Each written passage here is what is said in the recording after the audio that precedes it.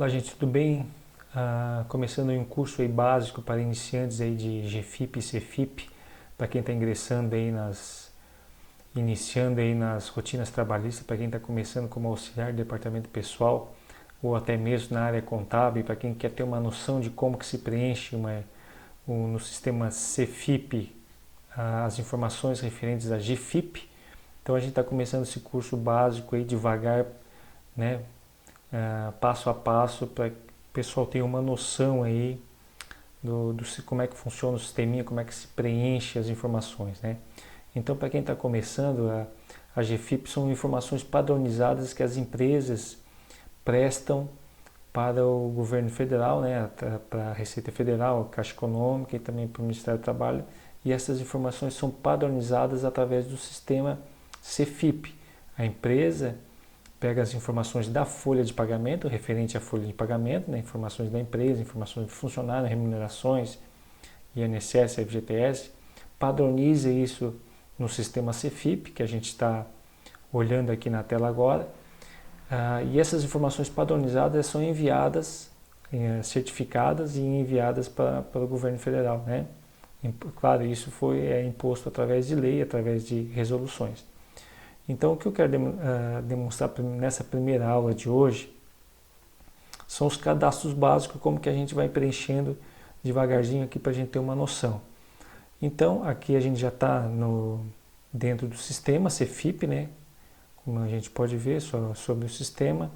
Aqui é o sistema CFIP, estamos em 2020, né? Todas as tabelas atualizadas, né? Então, o primeiro cadastro que a gente deve fazer, como a gente pode ver aqui, é o cadastro da empresa responsável, né? Então eu já fiz aqui o cadastro básico, que é o básico mesmo, né? CNPJ, em nome da empresa, endereço, o contato da empresa, o administrador ou o dono, né? E o CNPJ do fornecedor da folha de pagamento, né? A empresa que fornece a folha de pagamentos, que presta o serviço aí do sistema de folha de pagamento, o CFIP pede que você informe o número do CNPJ desta empresa. Posteriormente ao cadastro da empresa responsável, a gente vai ter o cadastro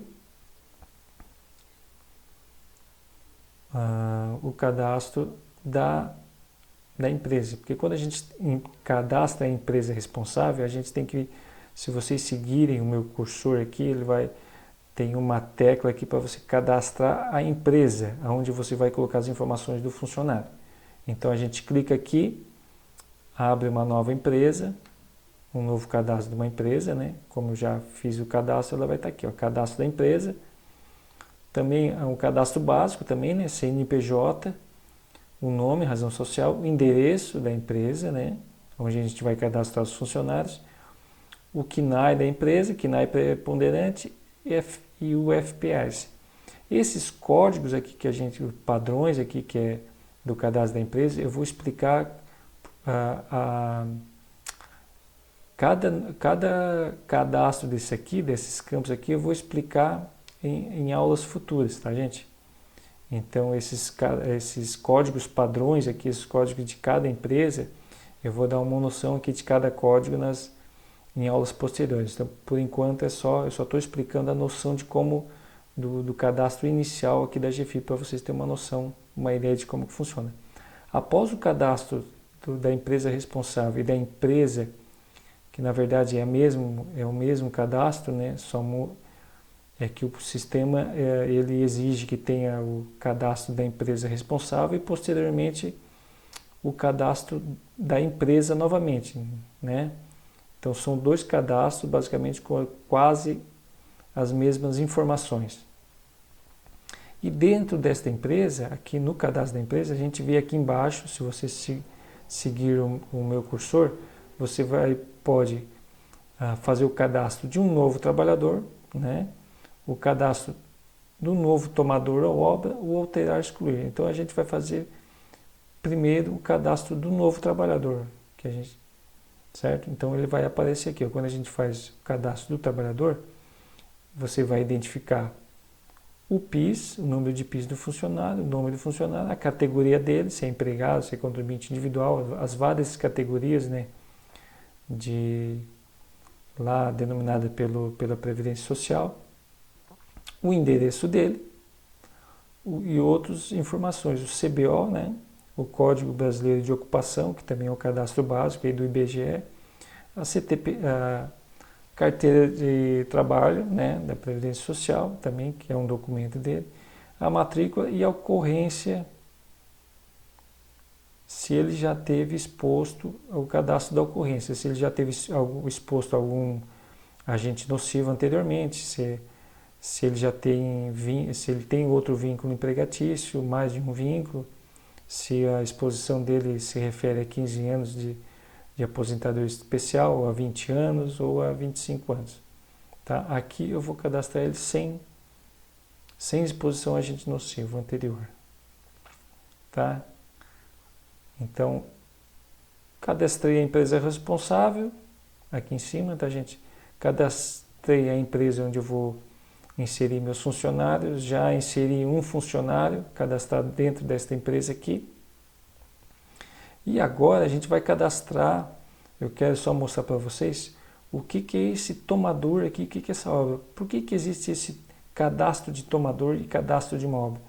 Isso existe porque quando a empresa, no nosso exemplo aqui, essa fábrica de molhados barbados, ela presta, se ela for uma prestadora de serviço ou uma construtora e ela prestar serviços de mão de obra através de contrato de cessão de mão de obra ou empreitada, ela vai ter que fazer um cadastro dentro desta empresa aqui, um cadastro de um tomador de serviço, que foi a empresa que contratou o seu serviço, né?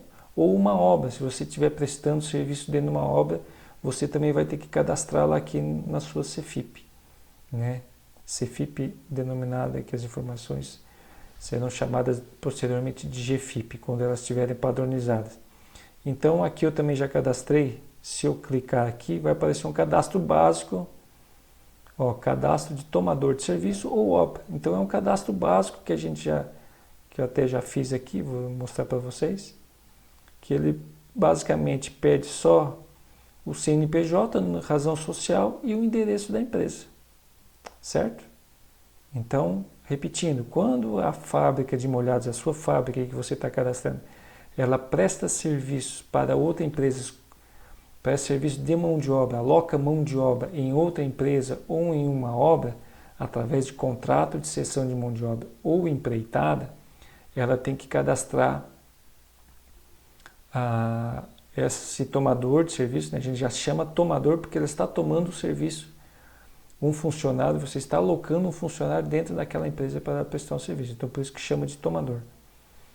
Tá? Então, esse aqui é o cadastro básico dentro de uma CFIP para posteriormente a gente gerar as informações da GFIP. Depois do cadastro, a gente tem a outra aba aqui de informação, que é alocação. Ela é chamada de alocação porque quando eu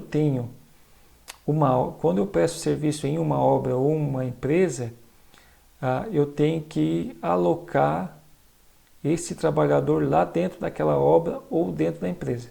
Por exemplo, se vocês acompanharem aqui o cursor comigo, eu posso, se eu não aloquei nenhum funcionário dentro daquela obra ou dentro daquela empresa, eu retiro esse funcionário e volto lá para o CNPJ da empresa. Certo, gente? Ó, então, eu aqui não estou conseguindo agora, porque o meu movimento está aberto. Mas se eu não prestei serviço dentro da obra ou da empresa, eu devolvo este funcionário aqui lá para dentro do CNPJ da empresa, ok? Depois de eu alocar o funcionário, vai ver a aba Movimento. O que é essa aba Movimento? Aqui é a aba Movimento onde eu vou informar as remunerações dos empregados. Escolher qual é o tipo de recolhimento e qual é o tipo de movimento. Eu faço a abertura do movimento, né? A competência, o código ali do movimento, que posteriormente eu vou explicar cada um código desses de recolhimento. Então eu posso fazer aqui uma competência, estamos no mês de maio, junho, né? Maio de 2020. Aqui eu só vou escolher o tipo de movimento, que o normal, a maioria das empresas, recolhimento normal é 115. Fato gerador, ausência de fato gerador, quando não tem movimento naquele determinado mês. Quando se refere a informações, pedido de exclusão de informações anteriores, que não é o nosso caso. Aqui eu só vou identificar quando o FGTS está no prazo ou em atraso, e a Previdência Social também. Acompanhe o meu cursor aqui. Se eu recolher no prazo ou em atraso, eu vou identificar nesse campo aqui, certo? Então eu abro o movimento, confirma dados, e o meu movimento está aberto. Depois do meu movimento estar aberto, eu venho aqui e preencho a remuneração do meu funcionário. Certo, gente? Então aqui eu vou botar as remunerações, se tiver 13º, o valor descontado do funcionário segurado. Em algum caso de ocorrência, em caso de ocorrência, quando ele for cadastrado lá no início, no código 5A8, eu vou ter que preencher essa informação aqui, e aqui outras informações. Não vou entrar no detalhe aqui, no mérito dessa informação, porque isso eu vou gerar a aula sobre estas informações que vai ser em vídeo posterior, tá? Então essa aula aqui foi mais ou menos para você ver como é que funciona a GFIP, tá? Mais especificamente aqui a questão do tomador de serviço, você tem que fazer um cadastro separado para você ter mais ou menos uma noção de como que está funcionando, tá? Esse é um curso um pouco extenso, porque a gente vai tentar fazer detalhadamente cada passo a passo para você entender bem aí que está entrando nessa nova etapa aí, se você está entrando na área de rotina trabalhistas, né? Então a gente vai dar esse suporte para vocês aí através deste curso, através de mini aulas para você ter um entendimento bem aprofundado. Certo, pessoal? Obrigado. Até a próxima.